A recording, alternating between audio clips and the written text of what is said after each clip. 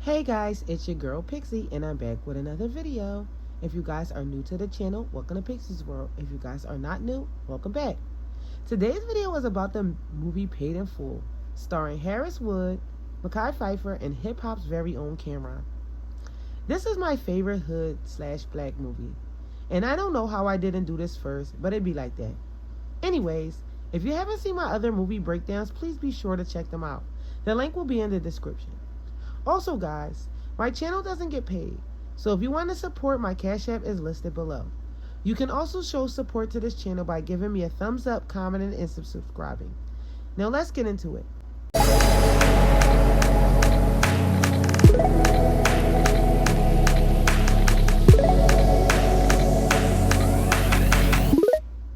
Paid in Full is a movie based in the late 80s. When the movie starts, Ace is partying, showing how good life is, but letting us know with all the fancy cars, money, jewelry, glory, and fashioniness comes troubles in his line of business. Early on, we see that Ace is laid back while his friends Rico and Mitch are much more flashy and loud. They are playing paperball games and throwing around money like it's rice, while Ace is more modest. They all have money, but Rico and Mitch flashes it, while Ace saves and walks around like he doesn't have much. Now here's where I usually break down the movie, which I'm going to break down, but just not as much. I just want to comment on the takeaways that you can get out of this movie. Ace gets a call that his baby is being born and is trying to get where he needs to go. Before he goes to the hospital, he makes a stop home and is met with chaos. We get a flashback to show how his life led up to this moment. Ace is working at the cleaners while on looking at his friend Mitch, who's a local drug dealer. His sister is even dating a drug dealer named Calvin. Ace is surrounded by a whole bunch of people making big money, while he barely has any style and is barely making any money. Even though Mitch is making a lot of money, he still lives in the hood with his mom, sister, and brother. They both make deliveries, but Mitch's deliveries is drugs, while Ace's delivers clothes. Along the way of his deliveries, Ace meets Lulu. Ace is humble while Mitch is flashy. Mitch wants Ace to get on, but it's not his style. Ace talks about matching cars in 10 years, while Mitch is talking 10 days.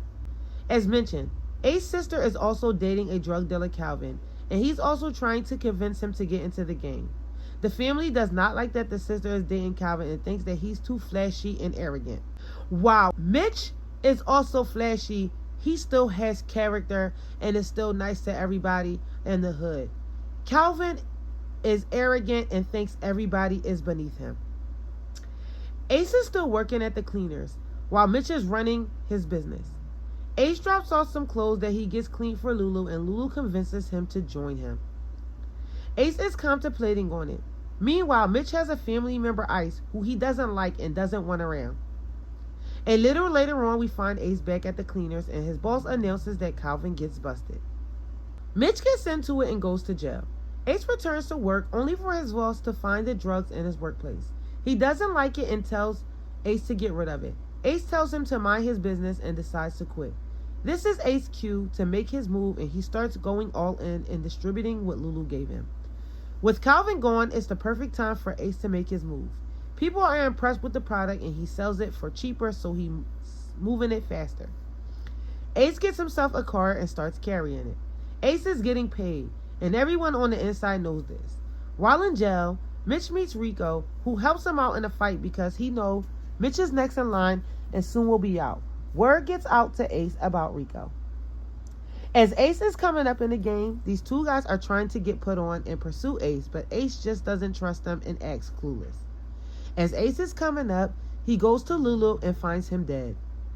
He arrives to a place where Lulu took him to talk to his people. They are skeptical, but he explains that he's been doing business with Lulu and he took him there once. When he shows them the drugs and the diamonds, they know the diamonds are Lulu.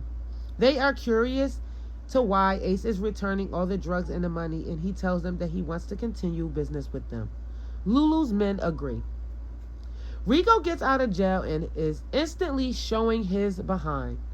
He pulls up on Ace to let him know exactly who he is and that he's been in jail with Mitch and wants to do business as soon as Mitch gets out. Shortly after Mitch comes home, Ace gifts Mitch with a car That's exactly his style, and he's happy to put Ace back on the map. At some point, Mitch, Ace, and Rico become an alliance. Calvin gets out and is impressed by Ace's come up and wants to get put on. Rico confronts Calvin, and of course, Rico is overdoing it and hyped up as usual, and Ace is not impressed. Rico continues to be flashy, loud, obnoxious, and messy, and Ace wants him to chill. The two guys that Ace has his suspicions about approach Ace once again, and he continues to blow them off. Rico is still being flashy, and Ace tells him that he doesn't have to be. Rico doesn't agree and thinks that this is what life is all about and proceeds to cut up. Ace isn't with it and dismisses himself. Calvin isn't feeling the position of somebody else running the block over top of him. Ace tells him that he's hot and that he just got out, but Calvin doesn't see the problem since Mitch just got out and he got his own thing going. He says that they have to be dealt with differently and that he should be grateful. Calvin isn't hearing it. Ace lets him know that if he gets caught up, it will ruin everything. Rico comes up and blows everything up per usual. Calvin tells Ace that he's going to step and that he'll see him around. Rico is on go, but Ace dismisses the situation. Meanwhile, Mitch still has to deal with Ice and comes home one day and tells Ice to stay away from the house. Mitch hates that he's always around and he's not stepping up and getting high around Sonny. Ice claps back and tells Mitch that he makes a lot of money and he is doing the bare minimum for his family and his household. He then taunts him, saying that Sonny will be just like him. This pisses Mitch off and he gets aggressive and literally pushes Ice out of the house. As I said, now the trio are locked in. They go clubbing and we slow-mo into the beginning scene with the paperball games and the flashback of how all this led to Ace being put in a stretcher. Ace walks into his apartment and gets attacked by two masked men. They jump on him asking where the money is. They lead him to a safe and have two women tied up in the bed. Ace can't see and they shine a light in his face. As the light is being shown in his face, Ace sees that Calvin is one of the masked men. They smack him in the face with the gun and he's now bleeding. Ace tries to run out while they are distracted. They shoot him several times and he ends up in the hospital. Ace is alive, but the women don't make it. As he's fighting for his life, his kid is being born. The hood is on edge and the hustle is slowing down. Ace is down. Meanwhile, Rico is still wilding out, causing terror and chaos and chasing people down, making them take their clothes off at gunpoint. Ace is over the drug game and wants out. Rico thinks he's being paranoid and it's not that serious. Rico pulls out Calvin's chain and throws it at Ace, letting him know that he offed Calvin. Rico thinks that this will ease Ace's paranoia, but Ace isn't pleased. He doesn't want the cops swarming around him. Ace is venting to Mitch, telling him that he's over the game. Meanwhile, Mitch is still headfirst in the game. He knows the love will stop if he ever quits and isn't quite ready to give that up. Mitch arrives at home to find out that his brother Sonny has been kidnapped. In a later scene, Mitch is talking to Ace and he is hysterical over Sonny's disappearance. He's going through it. Ace gives Mitch most of his keys to try to get Sonny back. In a later scene, Ace goes to Mitch's house to meet with Keisha. He thinks they found Sonny, but to Ace's surprise, Keisha announces that Mitch is dead. Ace is in the car driving and keeps replaying that Mitch mentioned that he was going to meet with Rico that night. We get a flashback to see what happens to Mitch. Mitch reaches out to Rico for help. They meet up, and when Mitch mentions the drugs and the money, Rico shoots and kills him, but not without Mitch putting up a fight. Ace meets up with Rico. Ace is curious about the scratches on his face. Rico dismisses it. Ace asks if he's seen Mitch, and Rico claims he did not see him all night, but Ace doesn't let this go in his mind that Mitch told him that he was meeting with Rico. He tells Rico that he wants to sell him all the keys and gives him a connect with these guys. Ace sets Rico up with the guys that he's been sketchy about. Rico goes to meet with them and they fire at him and he gets caught up. A group of cops get him and arrest him. Rico's greed destroyed him and set Ace free. Rico snitches on some out-of-town guys to get less time. Mitch and Sonny die. The ransom money never comes. Ice is the one behind the kidnapping and murder all along with his partner. They go to jail. Ace gets free and uses Lulu's diamonds to invest in a house. At the end of the movie, Ace talks about the lifestyle and how people are faking it and making it look good, how they are emulating what he actually went through. He says, as Mitch would say, life is good, showing Mitch, and then the movie ends. This movie is based on a true story, but of course some characters and names and events were changed. Some lessons and key points to take away from this movie. The movie is filled with jealousy, greed, betrayal. It praises flashy lifestyles, money, cars, and street life. Family resentment and betrayal, and how you should keep your family away from your business. One of the biggest lessons that I've learned in life is that it's never a stranger. Also, it illustrates how there's a different kind of people who gets different kind of results with how they deal with it. For instance, while Ace did get into some mess, he was able to come out alive. Meanwhile, Rico and Mitch didn't make it. Rico and Mitch's flashing leads them into their demise, while Ace's smartness sets him free. It shows that depending on what kind of dealer you are, will depend on what kind of results you have. Ace's biggest downfall was getting people involved who had different morals and standards that he did. Just because Mitch was his friend doesn't mean that he has to get his friends and family involved with everything that he had going on. If you're calm and quiet, why do business with people who are loud?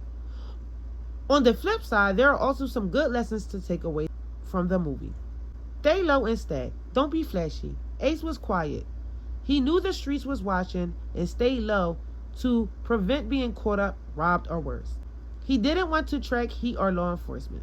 While Mitch and Rico were playing paper bag games, Ace was in the background just trying to make it and stack. Don't build with stinks.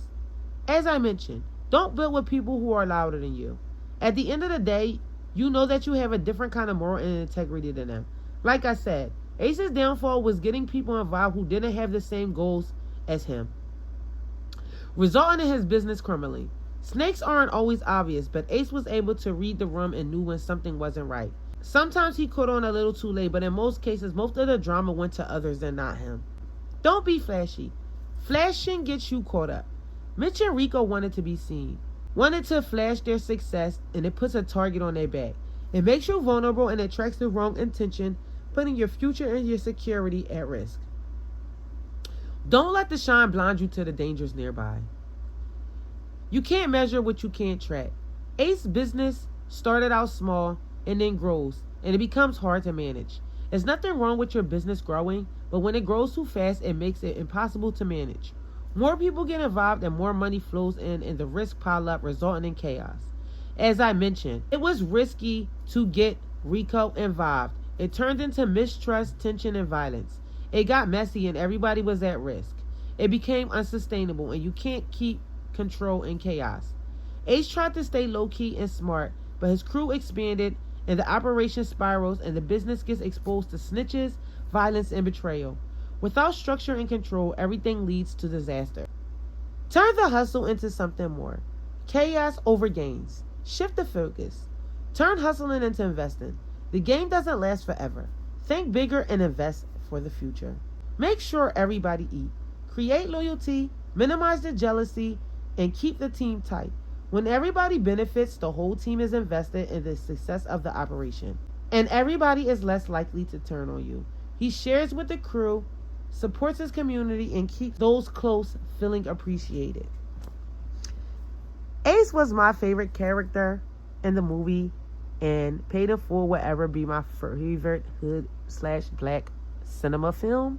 Guys, like I said, if you haven't checked out my other videos, please go check them out. Please like, please subscribe, please share, please pray to God, please protect your peace.